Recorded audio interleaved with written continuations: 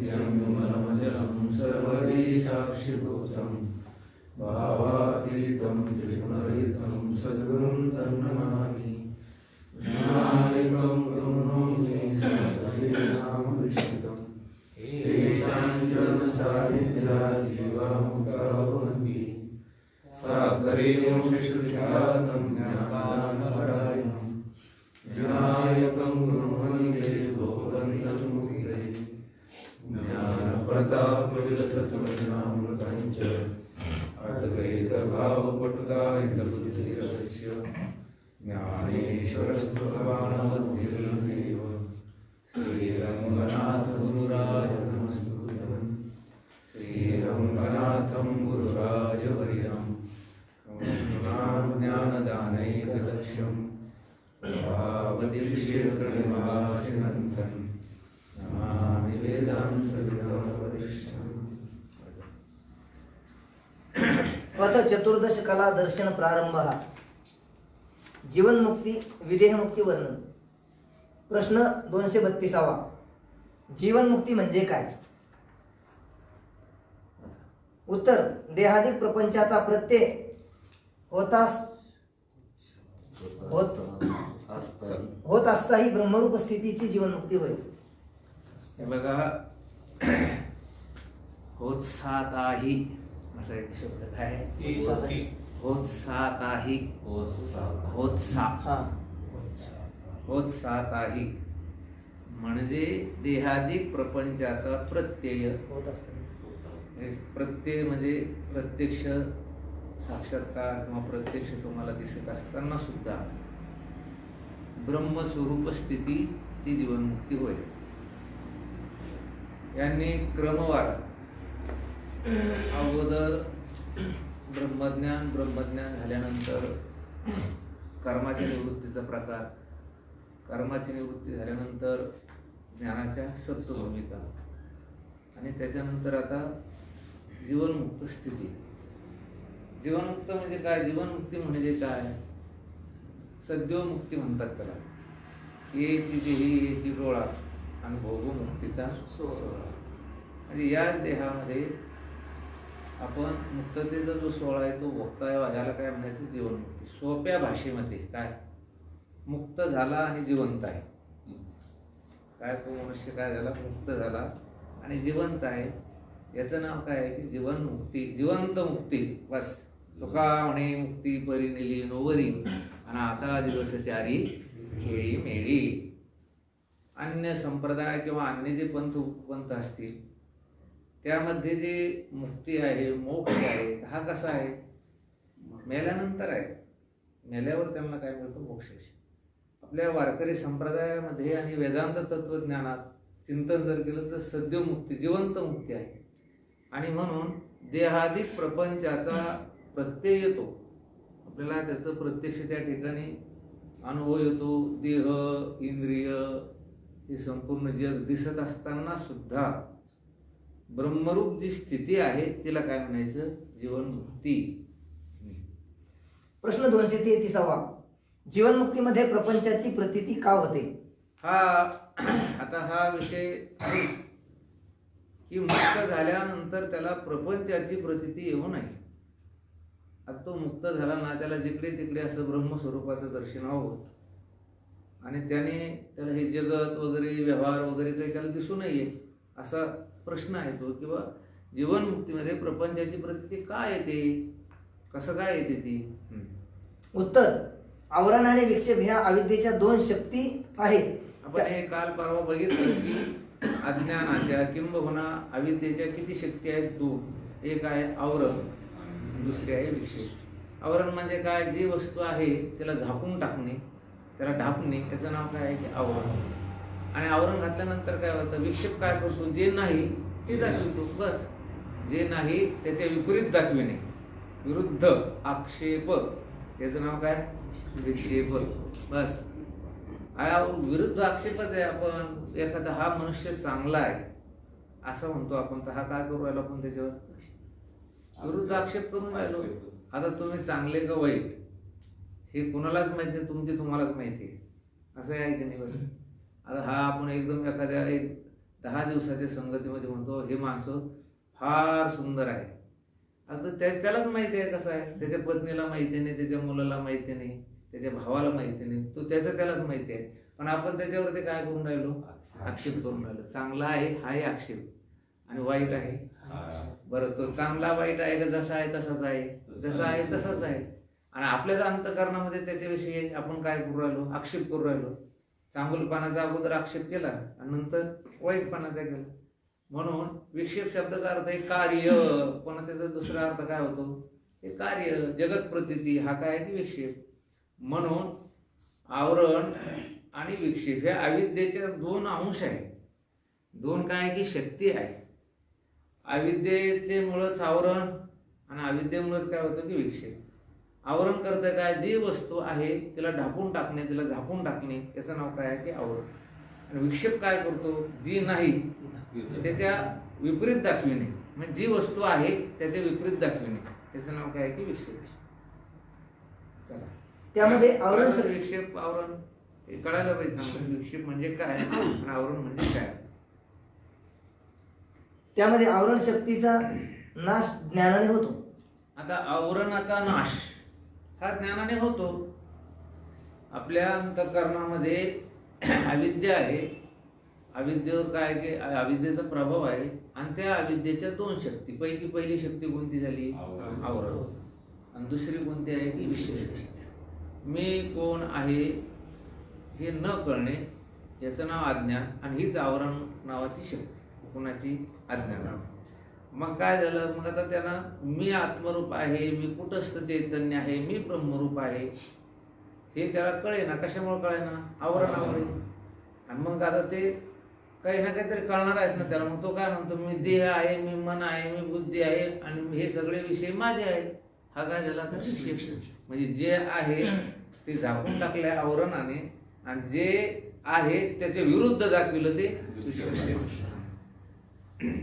आता आवरण शक्तीचा नाश कशाने होतो, ज्ञानाने. मी ब्रह्मस्वरूप आहे, मी कुटस्थ चैतन्य आहे, हे जे तुम्हाला ज्ञान होतं ते कशाने होतं की ज्ञानाने. म्हणजे आवरण शक्ती ही ज्ञानाने काय होती की निघून जाते, नष्ट होते. यास्तव ज्ञानियास अन्य जन्म प्राप्त होत नाही. आवरण शक्ती गेल्यामुळे काय होतं, त्याला दुसरा जन्म काही मिळत नाही. कारण मी ब्रह्मस्वरूप आहे म्हटल्यानंतर ब्रह्मस्वरूपाला काय जन्म नाही, मरण नाही. म्हणजे ज्ञानी पुरुषाच्या अंतःकरणातील अविद्येचा पैकी पहिला अंश जो आहे, कुठला, आवरण, त्याची निवृत्ती झाल्यामुळे त्याला दुसरा काही जन्म मिळत नाही, भेटत नाही. तथापि प्रारब्धाच्या बलाने दग्ध धान्यवत विक्षेप शक्ती अविद्याले शेष राहते. त्यायोगी जीवनमुक्तीमध्ये प्रपंचाची प्रतीती होते. पण होतंय काय की या शरीराचं आरंभक जे प्रारब्ध कर्म आहे ते त्याचं शेष राहतं, शिल्लक राहतं. तुम्हाला ज्यावेळेस आपल्याला हे शरीर मिळालं त्यावेळेस सर्व याचं प्रयोजन सगळं त्या ठिकाणी नियोजन करूनच आपल्याला हे मिळालेलं आहे. म्हणजे प्रारब्ध कर्म जो ह्या शरीराचं उपादान करणंच आहे. आता इथे आल्यानंतर ब्रह्मज्ञानाने आवरण शक्ती नष्ट जरी झाली, शरीर नष्ट होईल का, नाही. शरीर तर प्रारब्धवशात जोपर्यंत त्याचं आयुष्य आहे तोपर्यंत ते राहणार. म्हणजे ते शरीर काही नष्ट होत नाही. मग काय होतं, त्या अविद्येचा एक छोटासा लेश, कुठला लेश, विक्षेप, हा जो लेश आहे तो मात्र शिल्लक राहतो. आणि तो कसा शिल्लक राहतो की दग्ध धान्यवत. म्हणजे काय, आपल्याला जर पेरायचं असेल, विनायक महाराज, धान्य भाजून पेरावं नाही का, मग काय होईल, काय होईल, होणार नाही. तद्वत या शरीरामध्ये केलेलं कुठलंही कर्म पुढे त्याला जन्म मरण काही देणार नाही. म्हणजे जळालेलं धान्य जसं उगवण शक्ती त्याच्याकडे राहत नाही, जर्मिनेशन ते राहत नाही. तद्वत ब्रह्मज्ञान झालं, आवरणाची निवृत्ती होते. पण एक अविद्येचा दुसरा लेश, दुसरा अंश कोणता, विक्षेप. आपल्या विचारसागरामध्ये दृष्टांत दिलेला आहे तो कुठला की रिटायर झाल्यानंतर, सेवानिवृत्त झाल्यानंतर त्याला काही दररोज त्या ड्युटीला जावं लागत नाही. शिक्षक असेल तर त्याला शाळेत जावं लागत नाही. एखादा साहेब असेल तर त्याला कुठं काही त्याच्या कार्यालयात जावं लागत नाही. मग काय, आता नुसतं पेन्शन खातो. काय खातो, पेन्शन.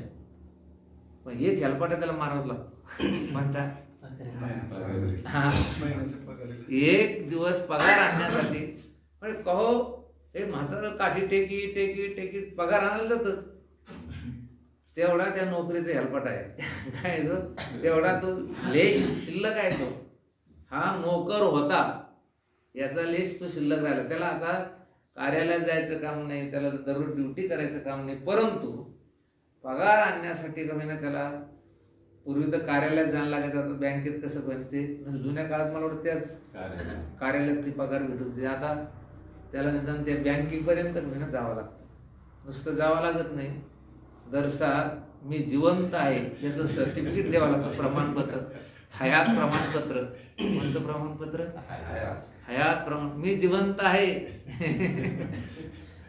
प्रत्येक वर्षी द्यायला लागतं पांढरं महाराज हे वृद्ध कलावंत पेन्शन योजनेचे जे लाभधारक आहेत ना त्यांना सुद्धा हयात प्रमाणपत्र द्यायला लागतं की मी जिवंत आहे चल भगवानराव तुम्ही आहे का नाही कसं काय नाही का बरोबर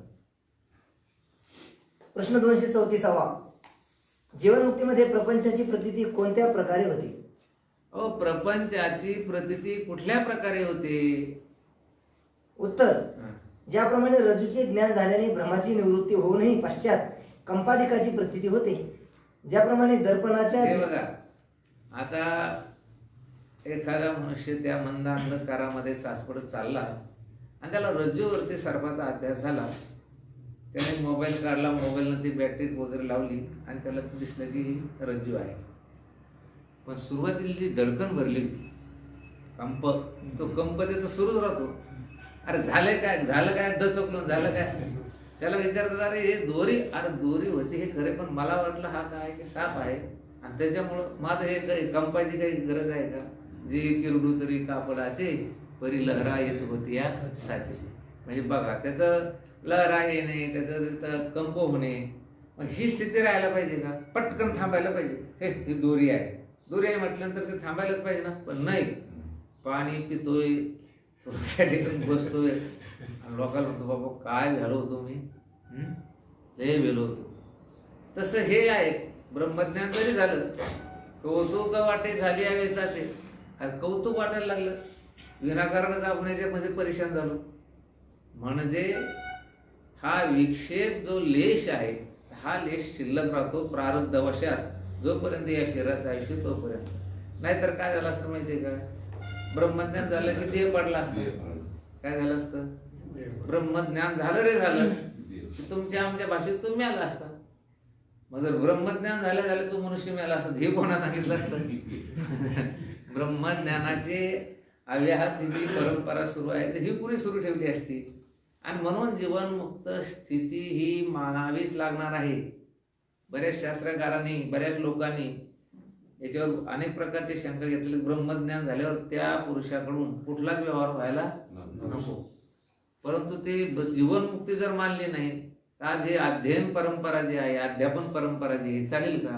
अध्ययन अध्यापन जे चाललंय ही परंपरा चालणार नाही ना ब्रह्मज्ञान एक तर पुन्हा दुसरी गोष्ट आहे मध्यम अधिकारी म्हणते ब्रह्मज्ञान शिकणंच लोक कारण माणूस मरतो म्हणलं रे संसाराचं काय आता हे मुलं कशाला शिकले असते हा आता हे यांचे लग्न झाले नाही हे म्हणले असते ब्रह्मज्ञान शिकणंच नको सध्याच का आपल्या प्रपंचाचं काही आणि म्हणून जीवनमुक्त स्थिती ही मानणच आहे कारण ब्रह्मज्ञान झाल्यानंतर त्याचं आयुष्य प्रारब्ध वशात जेवढं आहे त्या सर्व मधल्या कालावधीला काय म्हणायचं जीवनमुक्त अवस्था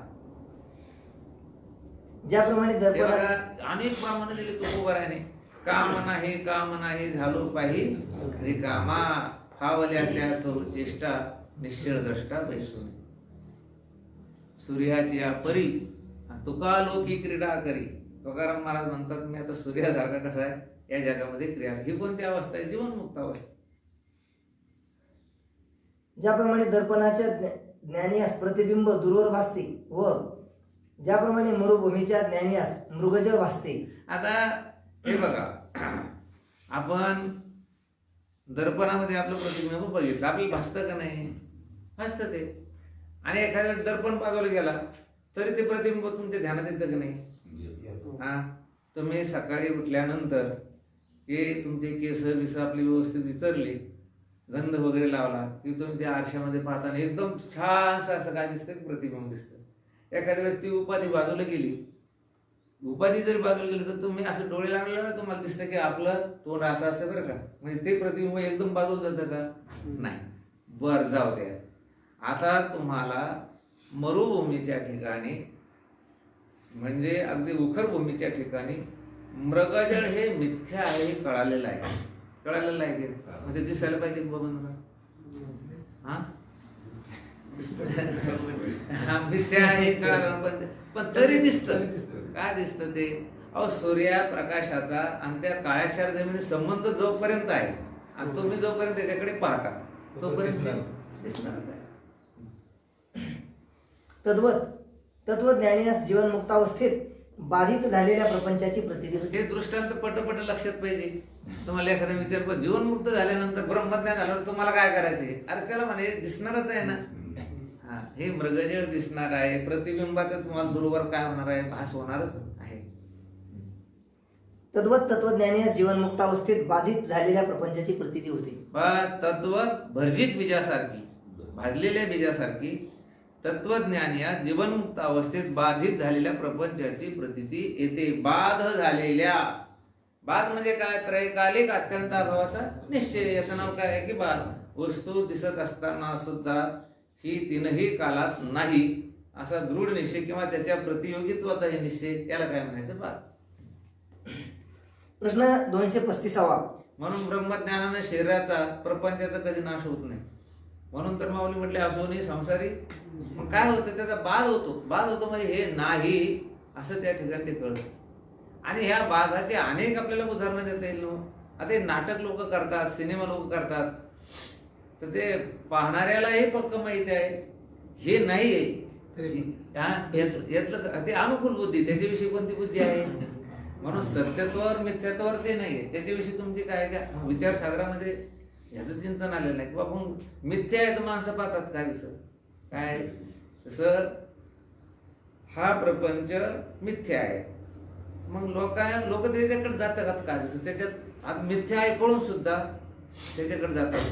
म्हणून सत्यत्व आणि मिथ्यात्व हे माणसाच्या उपभोगाच्या याच्यावर अवलंबून नाही, अनुकूल प्रतिकूल बुद्धीवरती अवलंबून. सिनेमा मिथ्या असून खोटा असून सुद्धा लोकांची त्याच्याविषयी अनुकूल बुद्धी आहे म्हणून पाहतात. विष सत्य आहे का मिथ्या आहे? का घ्यायला पाहिजे ते का घेत नाही? त्याच्याविषयी प्रतिकूल बुद्धी आहे. मग सत्य मिथ्यावर अवलंबून नाही. ते पदार्थ सत्य आहे का मिथ्या याच्यावर अवलंबून नाही, त्याच्याविषयी अनुकूल प्रतिकूल बुद्धी याच्यावर अवलंबून. आता हे गेम पोराला माहिती नाही की मिथ्या आहे म्हणून, खोटा आहे, खेळणाऱ्याला माहिती की कसा आहे, तरी काय खेळतात? त्याच्याविषयी कोणती बुद्धी आहे? ती अनुकूल बुद्धी आहे. म्हणून प्रपंच मिथ्या आहे तर सामान्य लोकांची त्याच्याविषयी कोणती बुद्धी आहे? अनुकूल. आणि महात्म्याची त्याच्याविषयी कोणती बुद्धी झालेली आहे? प्रतिकूल. प्रश्न 235. बाधित झालेल्या प्रपंचाच्या प्रतीतीविषयी अन्य दृष्टांत कोणता आहे? एखादा दृष्टांत सांगा. बाधित झालेला प्रपंच ह्याच्याविषयी एखादा दृष्टांत आहे काय? हो आहे. उत्तर. महाभारत कालातील युद्धप्रसंगी द्रोणाचार्याच्या मृत्यूनंतर अश्वत्थामाधिकांश युद्ध झाले. हे बघा, महाभारत काही नाही कुठं जमलं तर आपले 2 ग्रंथ आहेत, रामायण आणि महाभारत. म्हणून भारती जे नाही ती मोहीची लोकी तीही येणे कारणे म्हणे पे पाहि व्यासोच्चिष्ट जगत राहिले. या संपूर्ण जगामध्ये शाब्दिक सृष्टी जी आहे, शाब्दिक सृष्टी म्हणजे शब्दसृष्टी, हे सर्व व्यासाचं काय की उच्चिष्ट आहे. जगामध्ये जेवढे जेवढे शब्द असतील हे व्यासाचे काय की. म्हणून जगत्रय तिन्ही जगामध्ये जे जे शब्द असतील ते सर्व काय की व्यासाचं उच्चिष्ट आहे. हे सगळं व्यासमुनींनी करून ठेवलेलं आहे. महाभारतामध्ये युद्धप्रसंगी द्रोणाचार्याच्या मृत्यूनंतर, द्रोणाचार्य कोण तर अश्वत्थाम्याचे वडील, पांडवाचे कौरवाचे गुरु, धनुर्विद्येचे गुरु, अश्वत्थामाधिकाशी युद्ध झाले. तेव्हा सत्यसंकल्पी श्रीकृष्ण परमात्म्याने असा संकल्प केला की या युद्धाच्या समाप्तीपर्यंत रथादी घोडेसहित सर्व सरंजाम जशाच्या तसाच राहावा. आता हे युद्ध सुरू झालं, पण श्रीकृष्ण भगवंताने असा संकल्प केला. काय संकल्प केला की युद्ध समाप्तीपर्यंत हे सर्व घोडे, हा जो ही जी सामुग्री आहे, सरंजाम म्हणजे हत्ती, घोडे, पायदळ सैनिक, हे घोडदळ सैनिक, ही सर्वची सर्व सामुग्री, सरंजाम सामुग्री जशीच्या तशी राहावी अशी श्रीकृष्ण भगवंताच्या अंतःकरणामध्ये संकल्पात्मक वृत्ती तयार झाली. असा संकल्पच केला त्याने, हे मध्यंतरी मरू नये. कोण मरू नये? हे हत्ती, घोडे, हे सर्वजण मरू नये असं श्रीकृष्ण भगवंताच्या अंतःकरणामध्ये संकल्प झाला. जशा तसा राहावा असे चिंतन करून युद्धामध्ये प्रवेश करते झाले. युद्ध करायला सुरू केलं त्यांनी. अशा प्रसंगी अश्वत्थाम्याने अग्निअस्त्राचा प्रयोग केल्याने त्याच क्षणात अर्जुनाचे घोडे इत्यादी भस्मसात झाले. बस ते काय झालं की अश्वत्थाम्याने अग्निअस्त्राचा प्रयोग केला आणि अर्जुनाचे घोडे, रथ, हे सर्वचे सर्व भस्मसात होऊन गेलं. तथापि श्रीकृष्ण परमात्मा हा सारथी असल्याने त्याच्या सत्य संकल्पाने घोडे, रथ आदी पूर्ववत कायम राहिले. बस आता रथाचा सारथी कोण होता? श्रीकृष्ण भगवान. भगवंताने काय केलं की पुन्हा एक सत्य संकल्प केला. सत्य संकल्प केल्यानंतर अश्वत्थाम्याने जेवढे जेवढे हत्ती, रथ, घोडे वगैरे सर्व जाळले, किंवा स्वतः अर्जुनाचा जो रथ होता, घोडे होते, हे जाळले. ताबडतोब जसेचे तसे अर्जुनाला न कळता जसेच तसे तयार केले. घोडे, रथ आदी पूर्ववत कायम राहिले. तथापि लढाईचे विसर्जन होताच ती सर्व भस्मसात झाली. हे आपल्याला माहिती आहे की लढाईचं विसर्जन झाल्यानंतर हे सर्व काय झालं? भस्मसात झालं. दररोज युद्ध संपल्यानंतर श्रीकृष्ण भगवान जेव्हा, महाराज आता सारथ्याचं कामच असतं. खरा ड्रायव्हर कोण असतो? खरा ड्रायव्हर माहिती आहे तुम्हाला काय असतो? गाडी उभी झाली की पटकन उतरतो आणि मालकाकडला दरवाजा उघडतो. याला काय म्हणायचं? खरा असं ड्रायव्हर तो असतो. काय की गाडी उभी झाली की त्यांना पटकन उतरायचं, मालक ज्या बाजूला बसलेला तिकडला दरवाजा उघडायचा. ते मोठमोठे अधिकारी, पदाधिकारी असते, यांचे ते ड्रायव्हर लोक तसे असतात.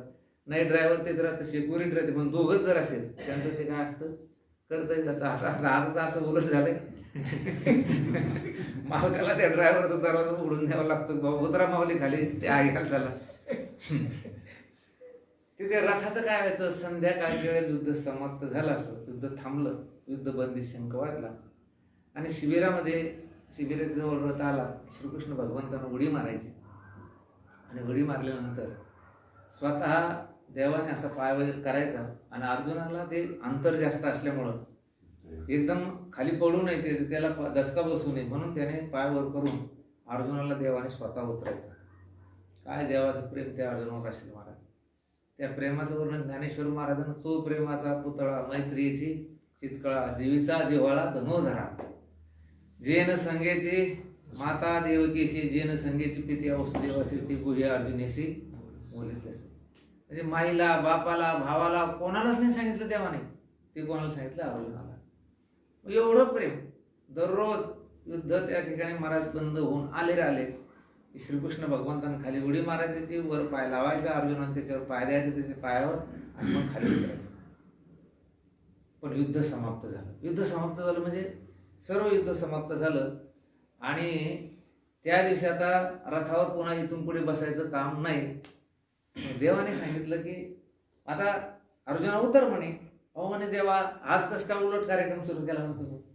आतापर्यंत दररोज तुम्ही खाली उतरायचे आणि आता मला नाही, उतर म्हणे. अर्जुन म्हणे देवा तू उतर म्हणे. देवा सांगितलं मी नाही उतरणार. आणि म्हणून अर्जुनाला खाली उतरविलं आणि उतरल्यानंतर देवाने रथातून खाली पाय टाकणं, पूर्ण रथ, घोडे सर्व काय झाले? भस्मसात झाले. काय झाले? ते देवाच्या सत्य संकल्पाने ते सर्व मध्यंतरी निर्माण झाले होते. कारण युद्ध मध्यंतरी म्हटल्यापेक्षा युद्ध समाप्तच झालं होतं जवळजवळ. अश्वत्थाम्याने जे केलं ते कधी केलं? शेवटच्या टोकात केलं ते. अश्वत्थामाने जे युद्ध केलं तर अगदी शेवटच्या टोकामध्ये झालं, ज्याला आपण 1/3 युद्ध झाले होते, समजा 1 युद्ध असं राहिलं होतं. पण देवाने सत्य संकल्प काय केला होता की जर घोडे, रथ वगैरे आहे अर्जुनाचं, हे सगळं हे युद्ध पूर्ण समाप्त होईपर्यंत राहायला पाहिजे. म्हणजे काय झालं मग? आता देवाच्या सत्य संकल्पानं ते भस्मसात झालं. पण अश्वत्थाम्याने ते भस्म केल्यानंतरच ते भस्म झाले. ते जो सरंजाम आहे सगळा ते तेव्हाच काय झाला, नंतरचा जो होता तो बाधित झालेला होता. बाधित झाल्यानंतर देवाने निर्माण केलेला होता तो, वस्तुस्थितीनं खरा होता का नाही. मग तो कसा होता, बाधित होता. युद्ध वगैरे सगळं झालंय हे ठीक आहे, परंतु जो अगोदरचा जो सरंजाम होता तो नंतर नव्हता. अगोदरचा काय झाला, नष्ट झाला. आणि नंतरचा जो होता देवाने तो मायावी तयार केला. कसा तयार केला, मायावी तयार केला. मायावी तयार केला तो मिथ्या होता. तो अर्जुनाला वगैरे कोणाला कळत नव्हता, पण होता कसा तो. मग नंतर जो सरंजाम होता तो कसा होता, बाद झालेला. बाल असून ते दिसत होतं, दिसत होता ना तो. युद्ध झालं, युद्ध दिसत नव्हतं नुसतं, सगळं घोडे पळत होते सगळं असं आहे ना. बरं जाऊ द्या. ब्रह्मदेवाने श्रीकृष्ण भगवंत हा पूर्ण अवतार आहे का अंश अवतार आहे बघितलं. तुम्हाला श्रीमद भागवतात कथा माहिती आहे. आणि अख्ख्याच्या अख्खे ते सर्व गोपाळ, गाई, वासरं हे सर्वच्या सर्व चोरून नेले. किती, 2 दिवस. मग 6 महिने. किती महिने, 6 महिने. तर 6 महिने पूर्ण तेवढे गाई, वासरं, गोपाळ जे असतील तसे, तशीच गाय लंगडी, तशीच तिला त्या ठिकाणी मला टेका. बरं नुसती शरीरानं गाय जशी तशीने केली, तिचा स्वभाव तसा घरी गेल्यावरती त्या गवळ्याला तशी लात मारायची, म्हणजे काही बदल नाही. मग सांगा आता, हा जो सर्व त्या गोपाळांचा आणि त्या गाईचा हा जो हे होता सरंजाम, तर हा कसा होता, बाधित झालेला होता तो. कसा होता, देवाला माहिती होतं. हे माहिती कोणाला होतं, फक्त श्रीकृष्ण भगवंताला माहिती. तर हा सर्व कसा आहे की मिथ्या आहे. तसं हा जो युद्ध प्रसंगातला नंतरला नंतरचा सर्व सरंजाम श्रीकृष्ण भगवंताला माहित होता हा कसा आहे की मिथ्या आहे. तद्वत हे पुढे पहा. सिद्धांत स्थूल देहरूप रथ आहे. विनायक महाराज को ये बहुत अच्छा लगता है. वो क्या बोलते, वो पीछे ने का यज्ञशाले का दृष्टांत वो बहुत अच्छा है बोले. नृत्यशाले का दृष्टांत वो बहुत अच्छा है. हे चांगले आता हे जसं तसं दिले महाराज त्यांनी.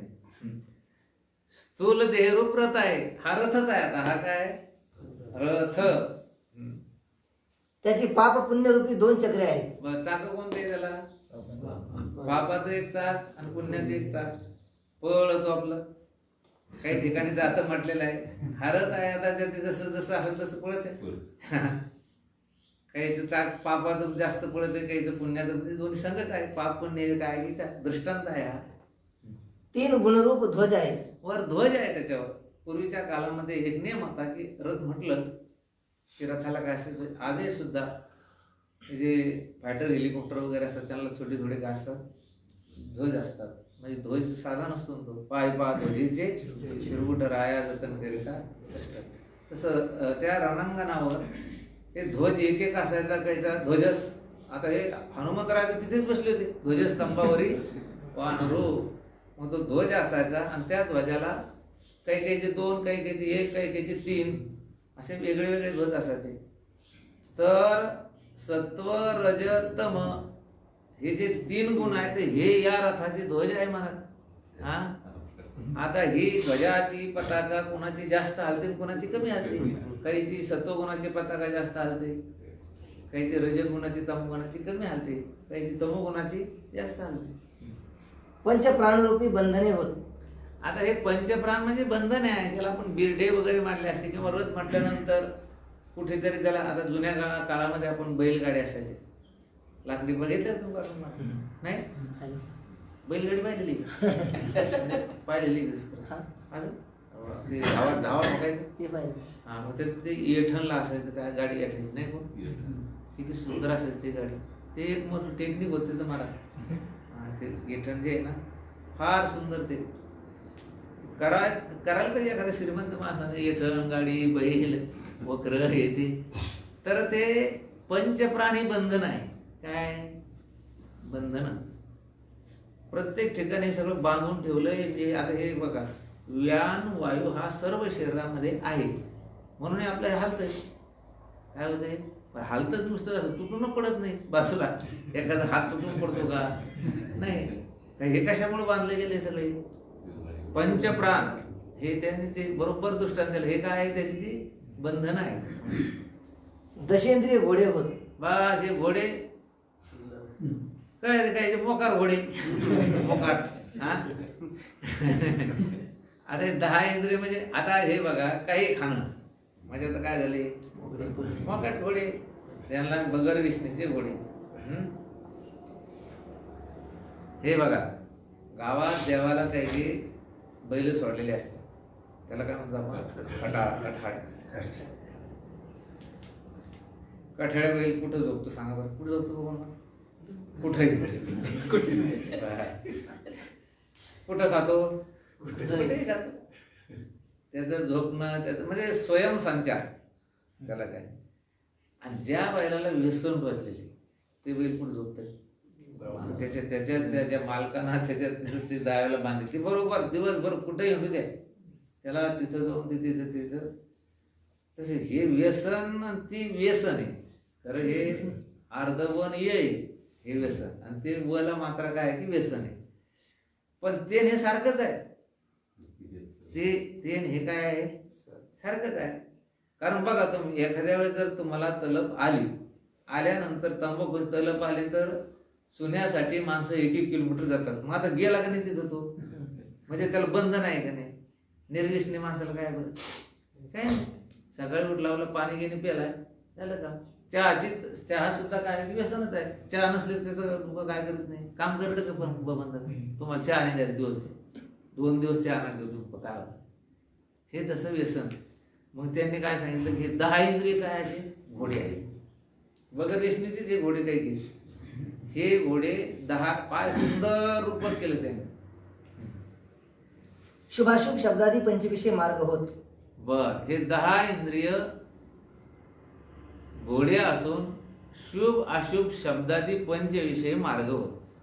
शब्द स्पर्श रूप रस आणि आणि ते शुभ अशुभ चांगले आणि वाईट. समजा आपण कीर्तन भजन पूजन हा शब्द आहे हा ऐकणं कसा आहे की चांगला मार्ग आहे. सिनेमाला जाणं तमाशाला जाणं वाईट बोलणं किंवा वाईट शब्द ऐकायला जाणं रिकामट्याकडे असे टोळक्यात जाऊन बसणं हा कोणता मार्ग आहे अशुभ आहे. म्हणजे हे घोडे आणि हे घोडे ह्या मार्गाने चालतात. कोणत्या मार्गाने शुभ अशुभ पंचविषयाचे जे मार्ग आहेत त्या शुभ अशुभ मार्गाने ते चालतात. मन हा लगाम होय. हा हे मन काय त्याचा एक महाराज लगाम 10 घोड्याचा मन हे काय आहे लगाम काय कसं काय लगाम सांगा पटकन सांग कसं सांगा जाऊ त्याला तसं चालित कसं मन कोण इंद्रिय हा कसं चालित सांगा मनाचेच आधीन चालतं. बस ते मनाना लगाम ढिल्ला सोडला की ते घोडं पळतं आणि मनाना आकडीला की ते काय होतं की उभं राहतं. आता एखाद्या तुम्हाला जातात काही भजे बिजे खावं वाटतं की नाही पण तुम्ही काय करता आकार म्हणजे मग ते थांबतं ते म्हणजे म्हणलं का म्हणजे आणि जालन्यात कोणी पाहत नाही कोथमीर घेऊन गेलं मग काय फक्त करायचं कसं महिना आपलं घ्यायचं ना आपलं काय करायचं खायचं. मग आता काय झालं ते लगाम इथे त्यांनी बरोबर सांगितलं मन लगाम आहे. डोळे कोणीकडे जाऊ द्यायचे कानानं काय ऐकायचं तोंडाने काय खायचं पायाने कुठे जायचं शुभ अशुभ पंचविषय हे काय आहे मार्ग आहे. चांगले वाईट आता ते चांगलाही असेल ना वाईट असेल आणि मन लगाम आहे. मग या मनावर अवलंबून आहे काय अवलंबून आहे हे घोडे शुभ मार्गाने म्हणजे चांगल्या मार्गाने जाऊ द्यायचे का वाईट मार्गाने जाऊ द्यायचे. बुद्धिरूपी सारथी होय. हा हे बघा मन जरी हे असेल ना तर बुद्धी काय आहे की बुद्धीचं कमांडिंग त्या मनावर असतं हे नेहमी ध्यानात ठेवायचं. मन हे संकल्प विकल्प करीत असतं. मन कधी हे बघा ज्या माणसाची निर्णय क्षमता कमी असेल आज समजायचं की याच्या अंतकरणावर म्हणजे याच्या शरीरावर मनाचा प्रभाव आहे. कोणाचा प्रभाव आहे मन राज्य करतं. त्याच्यावर राज्य कोण करतंय मन करतंय. आणि ज्या माणसाची निर्णय क्षमता फास्ट आणि चांगली आहे त्याला निर्णय घेतला म्हणजे घेतला तर काय असतं त्याच्या बुद्धीवर काय असतं की लगाम. म्हणजे बुद्धी ही काय की प्रमुख आहे मनावर नाही. आम्ही ते आता मागच्या वर्षी इनायक महाराज होते वाटतं अमरनाथला गेलो तिकडून मग आल्यानंतर जिथं आम्ही इकडून गेलो होतो सुरुवातीला श्रीनगरला उतरलो, त्याच्यानंतर मग कार केली आणि जिथं हेलिपॅड होतं, हेलिकॉप्टरनं जायचं, मग हेलिपॅड होतं तर त्या हेलिपॅडवर छोटे असे रावटे होते, तिथं ना बाथरूम ना काही, पण कसे तरी आपल्या 2-3 रावट्यात आम्ही झोपलो 7-8-10 जण. मग दुसऱ्या दिवशी हेलिकॉप्टरनं बसायचं, पुन्हा दुसऱ्या ठिकाणी उतरायचं, तिथून पुन्हा घोड्यावर पायी ते अमरनाथला जायचं आणि त्याच दिवशी जाऊन वापस अमरनाथला हेलिकॉप्टरनं जिथं हेलिपॅड आहे तिथे यायचं. मग नाही दुसऱ्या ठिकाणी मग आम्ही हेलिपॅडवर या वेळेत आलो तिथे सकाळी 9-9:30 आलो. मग हे म्हणे आता सगळी आमची मंडळी काय म्हणे का आता आपण असं करू, आता फ्रेश हो म्हणे. आणि फ्रेश व्हायला काय, एक डबा गरम पाणी करून घ्यायचं, त्याचं 50 रुपये द्यायचे. हा बरं, तिथं आपण बाथरूम शौचालय जायचं म्हणलं नसतं, आपलं तप्पड गुंडाळायला आपलं तिथं ते काय भांडं बसलं आणि मग 100-150 रुपये तो खर्च म्हणे, आपण स्नान वगैरे फ्रेश हो म्हणे. खायला काहीच नाही तिथं, समजा हॉटेल्स बिटेला असं ह्या काही एवढ्या भारी नाही, आपली पुरी भाजी तळकट कस तरी. सगळ्यांचा निर्णय झाला की आपण आता उतरून फ्रेश बाबा, लय थकलो 2 दिवस. मी म्हणलं गाड्या तुम्हाला इथून श्रीनगरला जाण्यासाठी फक्त 2 तास लागते. गाडी केली आपण, पहिल्यांदा किती तासात आपण 2 तासात तुम्ही मरता का. एरवी आपला आज मुक्काम श्रीनगरमध्ये होणारच, मग स्टँडर्ड ठिकाणी चालत तुम्ही. इथं तुम्ही 2 तासात इथं तुम्ही 2-3 तासात आपलं काही होत नाही, समजा सगळे काही फ्रेश होत नाही, आपण 2 तास लागतात. तोपर्यंत आपण कुठे जातो, श्रीनगरमध्ये. तिथं आम्ही गाडीमध्ये बसलो, जो पाऊस झाला त्या लोकांना सांगितलं आतापर्यंत कधीच पाऊस नाही झाला, म्हणजे आमची मरणाची देण झाली असते. हे सगळे म्हणजे आपण इथं थांबू, आम्ही निर्णय घेऊन टाकला. हे कशाचं आहे काय, बुद्धी फास्ट पाहिजे माणसाची, काय पाहिजे, निर्णय क्षमता. म्हणून कधी कोणतेही कार्य करीत असताना मनावर राहायचं नाही, करावं की नाही करावं, करावं की नाही करावं. म्हणजे ज्याचे त्याचे त्या मनाचा, ज्याच्या त्याच्या बुद्धीचा तो विषय आहे, पण मनावर कमांड कोणाचं असतं, बुद्धीचंच असतं. तुम्ही एका गोष्टीचा खल करीत बसले आणि खल केल्यानंतर शेवटी निश्चय करून टाकते का आता हेच करायचं काम आपलं, मग ते मनाने केलं बुद्धीनं. मग त्यांनी सांगितलं की सारथी खरा कोण आहे याचा, बुद्धी काय की सरी सारथी आहे. हो, प्रारब्ध हा त्याचा संकल्प होय. बस प्रारब्ध हे त्याचा काय की संकल्प आहे. अहंकार बैठकीचे स्थान होय. बस बसायचं स्थान कोणतं आहे, अहंकार. बुद्धी सतत अहंकार धारण करते ना. आत्मरूपी अर्जुन रथी होय. बस खरा मालक कोण आहे, आत्मा. आणि मग या आत्मस्वरूपाला भरकटत न्यायचं का चांगल्या ठिकाणी न्यायचं, हे काम बुद्धीचं आहे. कोणाचं आहे, बुद्धी सारथी आहे ना. आता हे बघा की बुद्धी सारथी म्हटल्यानंतर हे जे काही मन वगैरे हे सगळे जे आहेत हे कसे आहे की बुद्धीचं ऐकणार आहे. मग या आत्मस्वरूपाला, या आत्म्याला विषयाच्या मागे न्यायचं का इकडे आत्मचिंतनाकडे न्यायचं, हे कोणाचं काम आहे, बुद्धीचंच काम आहे.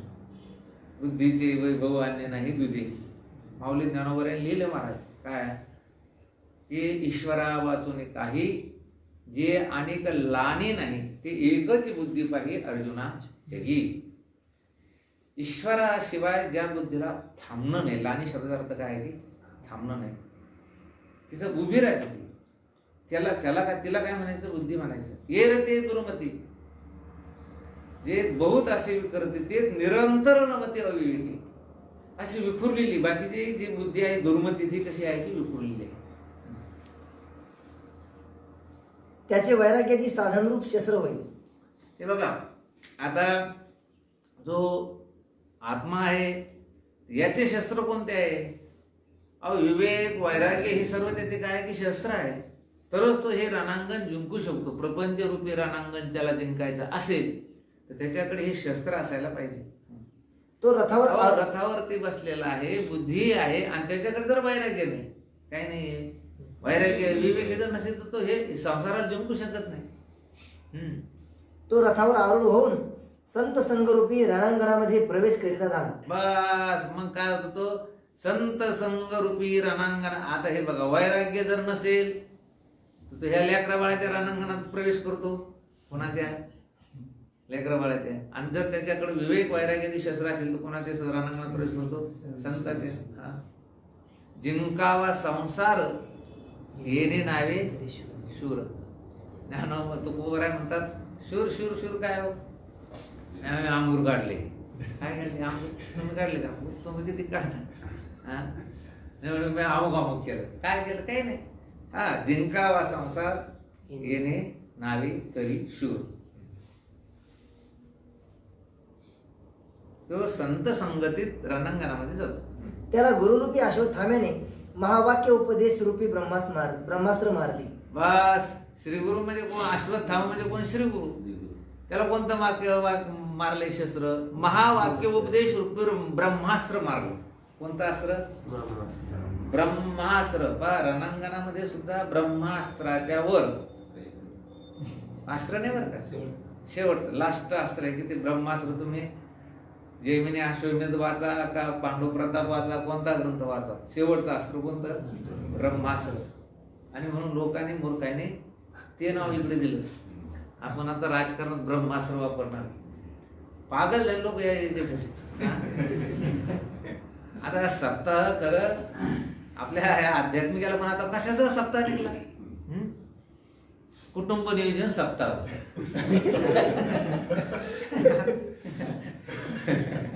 झालं. आता दिंडी म्हणजे दिंडी शब्दाचा खरा अर्थ काय आहे? आपली ही जी वारकरी संप्रदायाने काढलेली दिंडी. कशाला दिंडी? आता काही करायचं असलं की वृक्षाची दिंडी, वृक्ष दिंडी, कशाची दिंडी? मागणीची दिंडी, स्वच्छता दिंडी. म्हणजे जी चांगली नावं आहे ते या लोकांनी काय केलं की तिला महाराज त्याचं अवमूल्यन केलेलं आहे. जे जिथल्या तिथंच ते नाव काय होतात की ते शोभतात. आता हे ब्रह्मास्त्र कसं आहे की ब्रह्मास्त्राच्या नंतर अस्त्र नाही. ते हनुमंतरायानं सर्व लंका जाळी पण ते काही बांधल्या जाईल. काय होईल तू ऐकच ना. मला वाटतं त्यावेळेस हेच केलं नाही का? ब्रह्मास्त्र टाकलं. इंद्रजितानं काय केलं? त्याच्यावर ब्रह्मास्त्र टाकलं. हनुमंतराय म्हणे ब्रह्मदेवा तू अस्त्र काय करते? मला पण उगाच तुझं नाव जाईल, लोक ह्याच्या ब्रह्मास्त्रानं काही झालं नाही. हनुमंतराय काय म्हणते मनात, अरे मी रामाचा भक्त आहे, मला ब्रह्मास्त्राने काहीच करीत नाही. मी ब्रह्मास्त्र तोडून असे किती तुला ब्रह्मदेव तुला मारीन. पण हनुमंतरायाला माहित होतं आपल्याला जर आपण ब्रह्मास्त्रानं आपण या ठिकाणी बंधनात पडलो असं जर नाटक केलं नाही तर इथून पुढे लोक त्या ब्रह्मदेवाला मानायचे नाही. म्हणून त्यांना आपलं लटकं ते खरं काही बांधलं गेलं नव्हतं बबनराव देव. आता ते लोक म्हणतात ते बांधलं, पण ते तुम्ही बघा ते भावार्थ रामायण चांगलं त्याच्यात दिलेनाथ महाराजांनी ते पडलं आपलं. तसं हे अश्वत्थाम्याने जसं ब्रह्मास्त्र मारलं आणि हा जो काही महाराज रणातील सगळी सामुग्री होती ही नष्ट झाली, तसं श्रीगुरु हे अश्वत्थामा आणि महावाक्य हे ब्रह्मास्त्र. कोणतं अस्त्र आहे? अनेक वाक्य आहेत महाराज, पण ते अनेक वाक्य ब्रह्मास्त्र नाही. शेवटचं वाक्य कोणतं? तत्वमसी महावाक्य म्हणजे ब्रह्मास्त्र.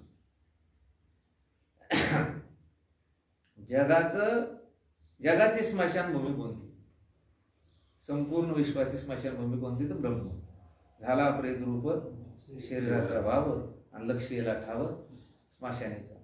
तसं स्मशानात गेला की माणूस मेला असंच वाटतं लोकांना. स्मशानात गर्दी दिसली लोक म्हणते बा कोणी कोणीतरी वारलं. म्हणजे स्मशानाचं स्मरण झालं, स्मशान दिसलं की तिथं मयत माणसाचे काय की ध्यानात येते. तर ब्रह्म असं तुम्ही ब्रह्माचं चिंतन केलं, शरीराचा भाव काय होतो? अगदी प्रेतच की प्रेतासारखं तत्व. ब्रह्मास्त्रामध्ये तत्वमसी हे महावाक्य, त्याच्यानंतर महावाक्य नाही. ब्रह्मास्त्र मारली तत्वमसी महावाक्याचा उपदेश केला.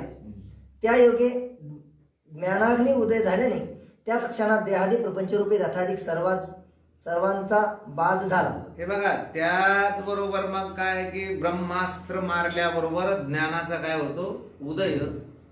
तत्वमसी महावाक्य हे ब्रह्मास्त्र आणि ब्रह्मज्ञानाचा उदय झाल्याबरोबर काय होतं महाराज की क्षणार्धामध्ये देहादी प्रपंचाची सर्वचे सर्व काय होतं की राख होती. म्हणजे काय होतं? बाध होतो. या रथाचा काय होतो? बाध. राख होत नाही म्हणजे काय होतं की बाध. आपण नाही म्हणत का महादेवाने तिसरा डोळा उघडला जग काय होतं? भस्म होतं. असंच आहे, ब्रह्मज्ञानाने तिसरा डोळा उघडला तर जग भस्म होते. काय होतं म्हणजे बाद होतंय, भस्म होणं थोडं कमी पडतंय, कारण भस्म झाल्यानंतर त्याची राख तरी उरती, शिल्लक काय राहते त्याची राख, गंगेत नेऊन टाकली तरी राहते ती समुद्रापर्यंत. पण त्रैकालिक अत्यंत अभावाचा निश्चय म्हणजे हे नव्हतंच आणि आता नाही आणि होणारही नाही. नाशापेक्षा बाद किती मोठा आहे. नाश झाला तर ते कुठून कुठेतरी पडलेलं असतं, त्याला प्रतियोगी असतं, याला प्रतियोगी नाही. आणि म्हणून काय होतं, देहादिकाचा बाद नाश करणं सोपं आहे, बाद करणं खूप अवघड आहे. मला नाश करणं फार सोपं आहे, नाशाला काही लागत नाही. आत्महत्या करतात लोक, फास वगैरे घेतात, हा काय झाला नाश झाला, बाद व्हायला पाहिजे. आणि ब्रह्मज्ञानाने काय होतो, बाद होतो. हे नाही असा निश्चय होतो, हे नव्हतंच आणि पुन्हा होणारही नाही. नुसतं आता नव्हतं पुढं होईल असंही नाही, नव्हतं नाही आणि होणार नाही अशा त्रैकालिक अत्यंत अभावाचा निश्चय, याचं नाव आहे बाद. तथापि श्रीकृष्णरूपी सारथी स्थानी बुद्धीच्या प्रारब्धरूपी सत्यसंकल्पाने देहादिकाचा नाश संभवत नाही. हा, परंतु सारथीस आणि श्रीकृष्ण रूप असल्यामुळे तिथं काय झालं की त्याचा नाश संभवत नाही. सत्य संकल्प आहे. सत्य संकल्प म्हणजे कोणता, प्रारब्ध रूपी सत्य संकल्प. हा देहाचा आरंभक जे प्रारब्ध कर्म आहे तो सत्य संकल्प एकदा झालेला आहे, त्याच्यामुळे याचा नाश होत नाही. किंतु पश्चातही देहादिकाची प्रतीती होते, यालाच बाधितानुवृत्ती म्हणतात. याला कोणती वृत्ती म्हणतात, बाधित अनुवृत्ती. संशयित वृत्ती, यथार्थ वृत्ती आणि बाधित अनुवृत्ती. आणि बाधित अनुवृत्तीने तुमचा व्यवहार होण्यास कुठल्याही प्रकारची काही नाही हरकत, अगदी व्यवहार होतो. मला व्यवहार तुमचा बाधित अनुवृत्तीने, तुम्ही लहान मुलाशी खेळत असताना किंवा त्याला खेळवीत असताना बाधित अनुवृत्तीने खेळत नव्हतं का नाही, तुम्ही खेळतातच तुम्ही. हे बघा बरं का, ते घोडा आहे बरं का, तुझ्या अंगावर सोडी, आता घोडा असतो का तो नाही, पण कोणत्या याने खेळतात तुम्ही, त्या बाधित अनुवृत्तीने खेळतात. हे नाही पण तरी खेळणे, तर दोन बाधित अनुवृत्ती. म्हणून वृत्ती ही निवृत्ती झाली, जन न दिसे, पण निवृत्ती झाली याचा अर्थ काय झाली, ती बाधित झाली. निवृत्ती झाली म्हणजे काय झाली, ती बाधित झाली. या प्रकारे बाधित झालेल्या प्रपंचाच्या प्रतीतीविषयी दृष्टांत समजावा. हा, असा दृष्टांत आहे महाराजजी. ऐकाल मी, रथ, हा रथ ध्यानात ठेवावा लागेल. सर्वचे सर्व जोडे लावून घ्यायचे. अशा अर्जुनाचा रथ, देह म्हणजे रथ, घोडे कोणते, हे घोडे कोणते, बस 2 घंटे कीर्तन चालतं, 2 तास किती. टिपरा देतो, किंतु पश्चाती आणि बाधित दोन्ही तिथलाच एक टिप. हा, पश्चातही बरोबर. एक ज्याचा नाश होतो तो नाशाचा प्रतियोगी होय. हे तुम्ही आपण बऱ्याच वेळेस हे ऐकलेलं आहे, ज्याचा नाश होतो त्याला कोण असतो, सांगा बरोबर, सांगा. नाशाला प्रतियोगी असतो. ज्याचा नाश होतो त्याला काय असतो, हा प्रतिनिधी. आपण साप मारला होता त्याचा हा, प्रतिनिधी नाशाला काय. आता सर्पाचा काय झाला, नाश झाला. मग नाश झाला म्हणजे त्याचा अभाव झाला, मग त्याला प्रतियोगी कोण आहे, तो सर्प. प्रत्येक पदार्थ जो असतो ते त्याचा नाश झाल्यानंतर त्याला ते प्रतियोगी असतो. पुढे त्या प्रतियोगीची नाशामध्ये प्रतीती होते आणि बाधामध्ये प्रतियोगी त्याची प्रतीती कुठे होते, नाशामध्ये होते. म्हणजे हे बघा की सर्प मेल्यानंतर सर्प काय झाला, नाश झाला. म्हणजे तो सर्प जो आहे तर त्याचा काय झाला, आता नाश झाला, तर त्या नाशाचा प्रतियोगी कोण आहे, आता सर्प आहे. नाशाचा प्रतियोगी कोण आहे, सर्पाचा प्रतियोगी. पण सर्पाचा नाश, सर्प नाही घ्यायचा, सर्पाचा काय झाला, ज्याचा नाश होतो त्या नाशाचा प्रतियोगी होय. सर्प मारला, सर्पाचा विनाश झाला. आता विनाश, नाश हे पद घ्या तुम्ही, त्या नाशाचा प्रतियोगी कोण आहे, तो सर्प. आता तिथे काय लिहिलं, त्या प्रतियोगीची नाशामध्ये प्रतीती होते. त्याच्या नाशामध्ये की हा सर्प नाही, आता काय झालंय, त्याची तिथे काय होती, प्रतीती होती. बाधामध्ये प्रतियोगीची प्रतीती होत नाही. बाधामध्ये प्रतियोगीची प्रतीतीच होत नाही. रज्जूवर सर्प, त्याची प्रतियोगी आहे का तिथे, नाही. किंतु 3 काळ अभाव प्रतीती होते. काय होतं महाराज, हातामध्ये रज्जू घेतल्यानंतर होतंय काय, लक्षात नाश नाही होत. त्याची त्या ठिकाणी किती 3 काळ अभाव प्रतीती होते. अरे हा सर्प इथं नव्हता, आता नाही आणि पुढेही होणार नाही. म्हणजे याला म्हणायचं त्रैकालिक अत्यंत अभावाचा निश्चय. काय झालं? त्रैकालिक. आता आपण परिश्रम होऊन राहिलो, याला रथाची उपमा देऊ राहिलो. हे पंचमहाभूताची 25 तत्वे, सूक्ष्मदेहाची 25 तत्वे, किती परेशान चालली. आणि हे सगळं करून अरे हे मागं नव्हतं आणि आता नाही पुढे होणार नाही, परेशान चालली की नाही. खरं आपल्या जीवाचं उलटं काम झालं. काय काम झालं? एक माणूस असा आरामशीर बसला होता, असा मस्त खायचा प्यायचा करून त्याला पळा वाटलं. पळाला लांब गेला 5-7 किलोमीटर आणि पुन्हा पळत पळत आला. आता लय दमलो म्हणे, आता लय झोपतो. पहिला झोपेल होतं, पळायला काय केलं बाबा. ते पळावं वाटलं त्याला. ते दादा आपलं हे जे आहे ना, तर खरं आपण आपले स्वरूपच आहोत. आता पळा वाटलं त्याला, पळा वाटलं पळा बाबा. परेशानी होऊन राहिली, थंडीत काही येणं होणार. ते आदृष्ट नाही का? हा? ते आदृष्ट नाही. नाही ते नाही अदृष्ट नाही. त्याला वाटलं ना, ते त्याला काय आहे ते वाटलं. तेच आता हे बघा, तुम्हाला अदृष्ट जे आहे ना, ते अदृष्टाचे तुम्ही भगवानरावला हे चांगलं सांगणंच लागणार. तुम्हाला कळत नाही हे जे आहे ना, तर त्याच्या संबंधी पहिलीच कलादर्शन लिहिलेलं. आता सुबंध महाराजांनी पहिली कलादर्शन. आता हे काय झालं, कला आहे ते. आता आपली कितवी चतुर्दश कला म्हणजे 14वी कला सुरू आहे. आणि त्यांनी काय केलं की प्रत्येक कलेचं दर्शन लिहिलं.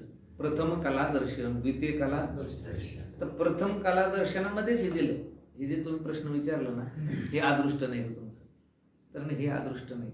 हे कसं आहे की तुमचे त्या प्रयत्न. मग अदृष्ट जर म्हणावं महाराज, तर मग परमार्थ कशाला ग्रंथ तयार केले? होय म्हणतो, कशाला वेद तयार झाला? अदृष्टच तुमचा. जर वेदाला हे माहिती असतं की ज्याच्या त्याच्या अदृष्टानं तो बद्ध राहील, ज्याच्या त्याच्या अदृष्टानं तो मुक्त होईल, मग ग्रंथ कशाला लिहिले असते? वेद कशाला निर्माण झाला असता? तुम्ही चांगले वागा आणि तुम्ही वाईट वागा, कशाला सांगितलं असतं? कायदा कशामुळे तयार झाला? मग आमच्या अदृष्टात असेल तर आम्ही राहू तुमचं कायदा काय करायचा? कायदा कशामुळे तयार झाला? कायदा समजून सांगण्यासाठी तयार झाला ना, की कायद्याला कळतं हे वाईट आहे आणि हे चांगलं आहे, हे बरोबर आहे, हे चूक आहे. पण जर समजा मग ज्याच्या त्याच्या आदृष्टानंच होतं, मग कायद्याची काही गरज राहिली का? नाही. मग ज्याच्या त्याच्या आदृष्टानं चांगलं वाईट कृत्य जर घडतं, मग वेदाची शास्त्राचे काही ग्रंथ आहे, मग कीर्तनकाराची काही गरज आहे का? नाही ना. मग याला जर व्यर्थत्व आलं किंवा अनुवादकत्व जर आलं, व्यर्थत्व येणं चांगलं आहे का? नाही ना. ते देवानं कमरेवर हात ठेवले आणि जो माझं होय अनन्य शरण त्याचे मी निवारी. देवाला कळत नव्हतं का यांच्या नशिबात असलं ते जन्म मरणातून मुक्त होते ना, तसेच संसार सागरात बुडते. मग त्याचं आता चुकीच झालं नसतं. मग याचा अर्थ असा आहे की परमार्थ हा कशावर अवलंबून आहे? प्रयत्न, पूर्व सुकृताचा. आणि पूर्व सुकृताचा कुठपर्यंत? बस मनुष्य शरीरात आला आणि त्याला शुभेच्छा अशा अंतःकरणामध्ये उत्पन्न झाली, असं काय म्हणायचं त्याला. आणि मग पुढे आता तर म्हणले जर आमच्या प्रारब्धात असेल तर राहीन ध्यानात जमन करता नाही. आता काय करावं लागतं? अभ्यास करावा लागेल. काही मुलं असे असतात पहा, सुदैवानं जिथं त्यांना ऍडमिशन मिळत नाही तिथे ऍडमिशन मिळतं. कशामुळे? सुदैवानं. एखादं कॉलेज हायफाय कॉलेज असेल तिथं चांगले जे मेरिट लिस्टची मुलं तेच घेतले जातात. पण एखाद्या वेळेस काय होतं की ऍडमिशन एखादा मुलं घेतो, तो ऑप्शन ठेवतो, त्याला दुसरीकडे जायचं असतं. मला माहिती आहे कृषी महाविद्यालय. आणि मग काय होतं, त्या जागा खाली होत्यात. मग हे आपले कसे ऐन वेळेवर त्यांना कोठाचं पूर्ण करायचं राहतात, याचा ते नंबर लागतो. आता हा नंबर प्रारब्ध झाला लागला त्याचा. कशाला लागला? वास्तविक पाहता हे त्या लायकीचं नाही, याची टक्केवारी तेवढी नाहीये, हा त्या कॉलेजमध्ये तिचं ऍडमिशन घेऊ शकत नाही. पण जी पुढची मुलं आहेत त्यांना ऑप्शन होतं, त्यांनी दुसऱ्या कॉलेजला पाहिजे होतं म्हणून ते पुण्याला कुठं निघून गेले. आणि इकडले काही समजा बाकीचे लोक आता काही त्या ठिकाणी मिळत नाही म्हणून त्याला त्याचा अर्ज होता अगोदर. आणि माऊली जागा रिकाम झाली, येता का तुम्ही? आता काय झालं त्याचं, ते एवढं मोठं चांगलं कॉलेज आणि तिथं या विद्यार्थ्याला ऍडमिशन मिळालं. आता आपल्या नशिबात असलं तर हो पास नाही. कळालं तुम्हाला आता झालं का? एवढं ध्यानात ठेवा. तुम्ही माळकरी झालात एक संप्रदायामध्ये आला हे तुमचं काय आहे की प्रारब्ध. पण म्हटलं आता बा आपल्या प्रारब्ध असलं होईल, नाही जमलं. चला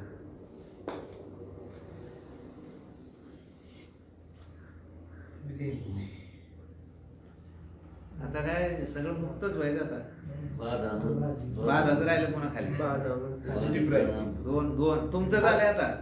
पण बादावर तुमचं झालं म्हणा. बादामध्ये प्रतियोगीची प्रतीती होत नाही, किंतु 3 काळ अभाव प्रतीती होते. हा नाश व बाद यांच्यामध्ये भेद आहे. नाशामध्ये आणि बादामध्ये कळालं ना फरक तुम्हाला? नाशामध्ये आणि बादामध्ये फरक कळायला पाहिजे की नाशास प्रतियोगी असतो आणि बादात प्रतियोगी नसतो. नाही. बाद म्हणजे काय? त्रयकालिक अत्यंत अभाव हे नव्हतं. आणि याच्याविषयी रज्जू सर्पा दृष्टांत अत्यंत. आता हे बघा स्वप्नाचा काय होतो? बाधच होतो ना. सकाळी उठल्यानंतर हे स्वप्न पदार्थ खरे नव्हते. स्वप्न जरी वापरलं आपल्याला हे खरं वाटतं, पण पदार्थ हे नव्हते असं वाटतं. तसं हे बाधच आहे. बाधितानुवृत्ती. दुसरी टीप. ज्याप्रमाणे कुलालाने चक्रदंड फिरविण्याच्या प्रयत्नाचा त्याग केला असताही पूर्वीच्या वेगाने ते फिरतच असते. त्या तुम्ही कोणतं पुण्य घेऊन आले कोण बघ काही कळत नाही मला ना. कुठं काय आलं की यांचा दृष्टांत घट. सुरुवातीला घट कुठं जाऊ दे तर घट घट म्हटलं की कुलाला आला, कुलाला म्हटलं की चक्र आलं, चक्र म्हटलं की दंड आलं. आहे का नाही? विठ्ठला तू वेडा होऊन बाळ.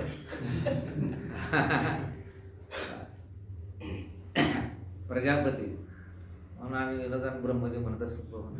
काय ब्रह्मदेव. ज्याप्रमाणे कुलालाने चक्र दंडाने फिरविण्याच्या प्रयत्नाचा त्याग केला असताही पूर्वीच्या वेगाने ते फिरतच असते. त्याप्रमाणे बाद झाला असताही प्रारब्ध कर्माने देहादिक प्रपंचाची प्रतीती होते. त्यास बाधितानुभूती म्हणतात. किती वेळ फिरता तुम्ही त्याला वेग आणण्यासाठी? किती वेळ करता? एक समजा 2, 3, 4, 5 मिनिट. 5 मिनिटं, 1 मिनिट होतं. एका मिनिटात. मग एका मिनिटामध्ये तुम्ही किती गाडी काढता? 5-6 मिनिट चालतं. 5-6 मिनिट चालतं. मग एका मिनिटामध्ये 5-6 मिनिट चाललं. मग ते थांबलं का? ते एका मिनिटाचा जो वेग आहे ते एका मिनिटाच्या वेगामध्ये तुम्ही कितीतरी गाडगे त्याच्यावर काढले. ते गाडगे काढल्यानंतर कसं काय काढले बा? हे ना हाताने त्या चाकाला. आता ते चाक पहिल्यांदाच फिरलं ना ते. तसं प्रारब्ध जे आहे तर काम झालं. आता एका दिवस काय होतं सांगा तुम्ही की तुम्ही ते फिरवल्यानंतर समजा तुमचं काम संपल्यानंतर चाक फिरत नाही, कधी कधी फिरतं. मग का त्यानं उभं राहायला पाहिजे ना. काम संपले नाही उभं का नाही राहणार? त्याचा जो वेग आहे तेवढा वेग पूर्णपणे मंदावल्याशिवाय थांबल्याशिवाय ते थांबणार नाही. तद्वत ह्या प्रारब्धाचा एक वेग आहे आणि त्या प्रारब्धाच्या तेवढ्या वेगामध्ये तुमचं काम कधी होऊ द्या.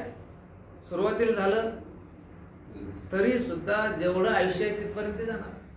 आता काही लोक बघितले आपण, सुरुवातीला त्यांचे उद्धार झाला पण ते तिथपर्यंत त्यांना ते भोगावंच लागलं. सुख दुःख निंदा स्तुती हे सगळं त्यांना करावंच लागलं, म्हणजे भोगावंच लागलं.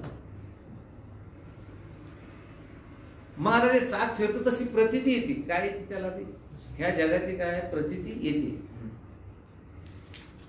त्यास बाधितानुवृत्ती म्हणतात. प्रश्न 236. विधेयमुक्ती म्हणजे काय? उत्तर. प्रपंचाची प्रतीती रहित ब्रह्मस्वरूपीची स्थिती.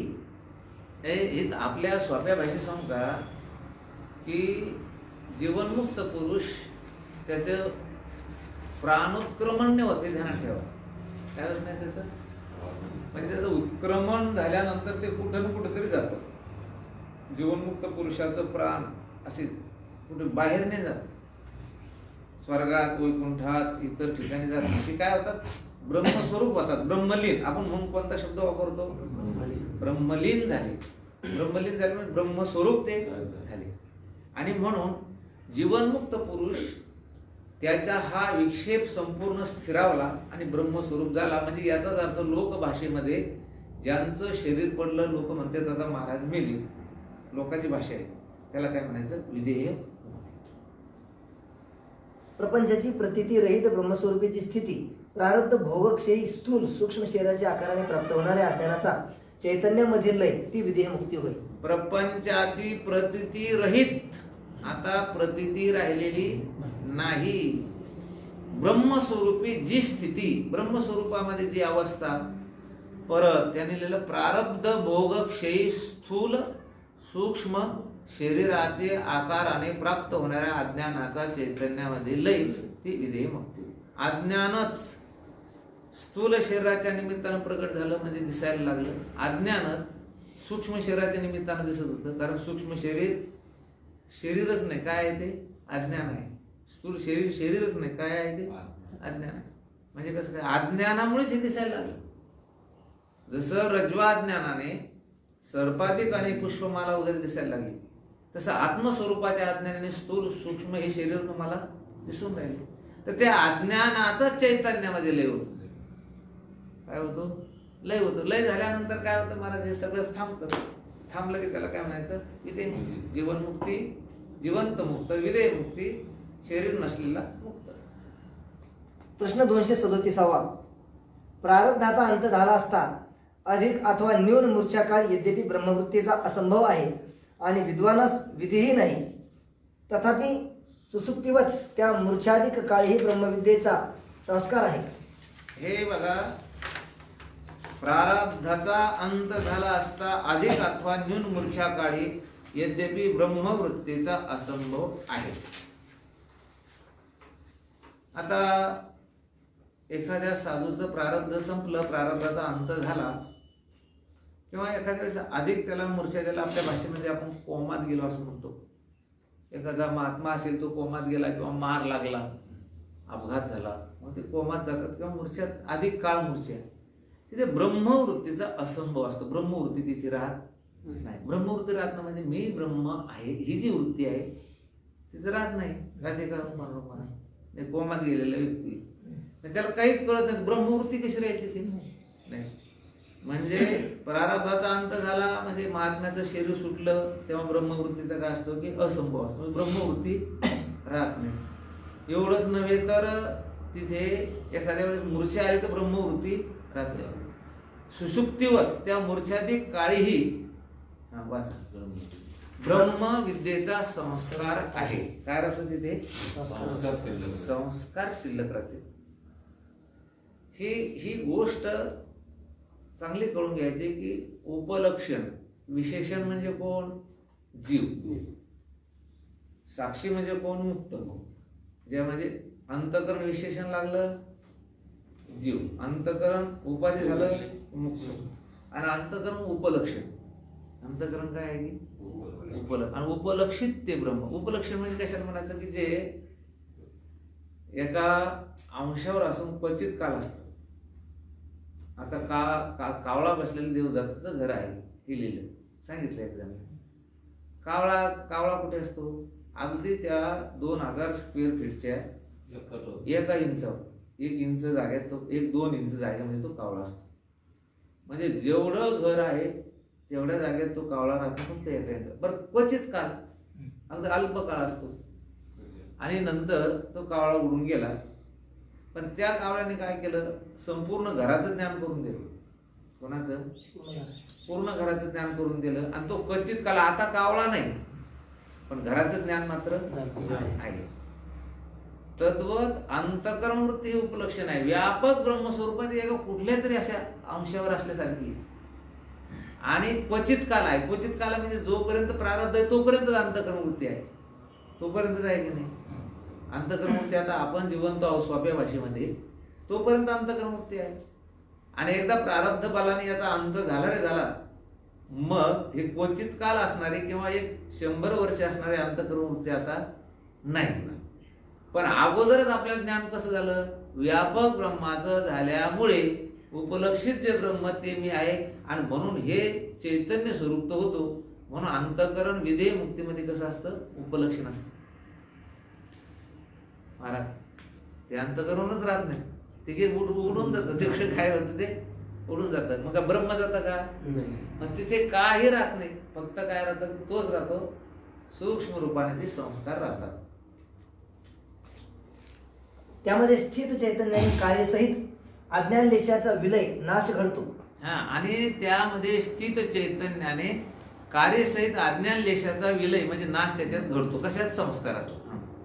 आणि काष्ठाशी संयुक्त जो अग्नी तो तृणादिकांना दग्ध करून स्वनाशाला प्राप्त होतो. हे बघा, ते अज्ञान संस्कार रूपाने शिल्लक राहतं. हे काय ते अज्ञान आहे ते ब्रह्मस्वरूपाचं जे ज्ञान आहे ते संस्कार रूपाने काय होतं की शिल्लक राहतं. आणि मग काय होतं, कसं होतं ते सांगू का, की त्यामध्ये स्थित चैतन्याने कार्यसहित अज्ञान लेशाचा विलय होतो. कुठं? त्या संस्कारामध्ये. ते जे संस्कार ते ब्रह्मज्ञानाचे ब्रह्मवृत्तीचे, तर त्याच्यामध्ये काय होतं, ह्या सगळ्या अज्ञानाचा काय होतं त्याच्यात विनाश होतो. आणि मग काय होतं माहिती तुम्हाला, जसं लाकडाचंच घर्षण झाल्यानंतर अग्नी उत्पन्न होतो आणि ती सगळी लाकडं तो जाळून टाकतो आणि पुन्हा स्वतःही तो ज्ञान गिळूनी गावा गोविंद जे आहे तिथं गिळूनी नाही, ज्ञान नाही, गोविंद नाही, ते तद्रूप होत असतं. ह्याला म्हणायची ब्रह्मस्थिती, याला म्हणायची ब्राह्मी स्थिती. तो तद्रूप होतो. तद्वत संस्कारयुक्त चैतन्याकडून प्रपंचाचा नाश होऊन स्वतःचाही ज्ञानाचे संस्कार नाश संभवतो. म्हणजे संस्कारयुक्त चैतन्य म्हणजे सूक्ष्म ज्ञानाचे संस्कार असलेलं चैतन्य, त्याच्या ठिकाणी काय होतं, प्रपंचाचा नाश होतो आणि जे संस्कार रूपानं उरलेले आहेत त्याचाही सुद्धा काय होतो, नाश होतो. औषध काय करतं, औषध रोगाला घालून स्वतःही सुद्धा निघतं आणि स्वतः जर ते राहिलं त्याला काय म्हणतो आपण, रिॲक्शन आली. त्याचा विपरीत परिणाम होतो शरीरावर. पश्चात असंग शुद्ध सच्चिदानंद स्वप्रकाश असे आपोआप ब्रह्म अवशेष राहते. मग असं त्या ठिकाणी स्वच्छ पश्चात असंग शुद्ध सच्चिदानंद स्वप्रकाश असे आपोआप ब्रह्म अवशेष राहते. ही एक शेवटची काय की प्रक्रिया, केवळ ब्रह्म आणि ब्रह्म राहतं. इति श्री विचार चंद्रोदय दर्शने जीवनमुक्ती चतुर्दश कला दर्शन समाप्त. पंचदश कला दर्शन प्रारंभ. वेदांत प्रमेय पदार्थ वर्णन. प्रमेय म्हणजे पदार्थ आणि त्याचं वर्णन वेदांतावरली टिकवायचं. वेदांत शास्त्र प्रमाणाद्वारा अन्य जे यथार्थ त्यास प्रमा असे म्हणतात. हे बघा, वेदांत शास्त्र प्रमाणाद्वारा अन्य जे यथार्थ ज्ञान त्यास काय म्हणतात, प्रमा. हे जे आपण 6 प्रमाण शिकलो किंवा 6 प्रमाण आपल्याला माहिती आहे, आणि अन्य जे यथार्थ ज्ञान आहे, हे जे यथार्थ ज्ञान जगातलं प्रमाणाच्या द्वारे झालेलं जे ज्ञान आहे ते कोणतं ज्ञान आहे, यथार्थ ज्ञान. त्याला कोणतं ज्ञान म्हणायचं, प्रमा. त्याला प्रमा म्हणायचं. काय म्हणायचं त्याला, प्रमा ज्ञान. व्यवहारामध्ये जे ज्ञान बाधित होत नाही त्याला कोणतं ज्ञान म्हणायचं, प्रमा ज्ञान. आता हे फुल आहे, फुलाचा काय बाद होईल का, झालं तर काय होईल, त्याचा नाश होईल. पण हे कोणतं ज्ञान, हे फुल आहे, अंतःकरणवृत्ती इथे गेल्यानंतर त्याला सांगितलं की असं याचं फुल आहे. हे कोणतं ज्ञान झालं आता फुलाचं, प्रमा ज्ञान झालं. प्रश्न 238. मोक्षाचे स्वरूप काय. उत्तर. खालची टिकी, खालची टिकी 2 नंबर नाही, त्यात 2 आहे. त्याच्यातच दिले ते खाली 2 नाहीच हा. वाटत. त्या प्रमेने जाणण्यायोग्य जे पदार्थ त्यास प्रमेय म्हणतात. बस आता प्रमा कळालं तुम्हाला, प्रमाज्ञान. ज्या ज्ञानाचा बाध होत नाही त्याला कोणतं ज्ञान म्हणायचं, प्रमाज्ञान. आणि त्या प्रमाज्ञानाचे जे विषय, जे पदार्थ, त्याला काय म्हणायचं. आता फुलाला काय म्हणता तुम्ही, झालं ते प्रमाज्ञान. फुल आता काय झालं ते प्रमेय. आणि ज्याला कळतं तो प्रमाता. त्या प्रमेने जाणण्यायोग्य जे पदार्थ त्यास प्रमेय म्हणतात. त्याचे या ठाई प्रतिपादन केले आहे.